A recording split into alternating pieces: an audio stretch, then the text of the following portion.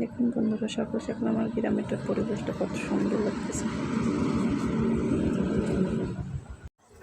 Hello বন্ধুরা, দেখুন তো আমার মেয়েটা কীভাবে বাগান থেকে সকাল সকাল হাঁটে হেঁটে চলে যাচ্ছে। ও গরু দেখতে যাচ্ছে, ও গরু খুব ভালোবাসে। কীভাবে রাস্তা পার হচ্ছে দেখুন, আঁকা পাকা রাস্তা, বন জঙ্গলে ভরা।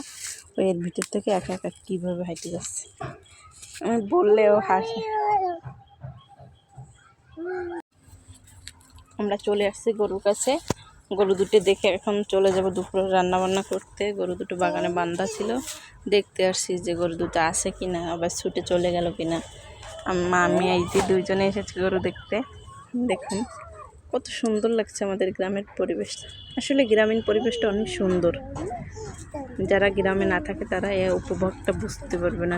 শীতের সকালটা গ্রামীণ পরিবেশটা যে কত সুন্দর হয়। সে চলে আসলাম দুপুরে রান্না করতে। আজকে দুপুরে রান্না করবো পালং শাক দিয়ে, আলু দিয়ে, পুকুরের মাছ দিয়ে পাতলা করে ঝোল, আর আছে বুটের ডাল রান্না করবো আজকে দুপুরে। দেখুন আমার মেয়ে তো রান্না করে চলে আসছে দুষ্টুমি করতে। ও রান্না করতে আসলে দুষ্টুমি করাই লাগবে।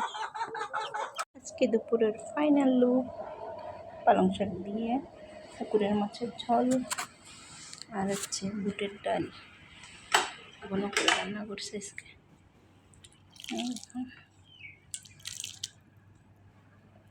তো ইয়ামি লাগছে, তাই না?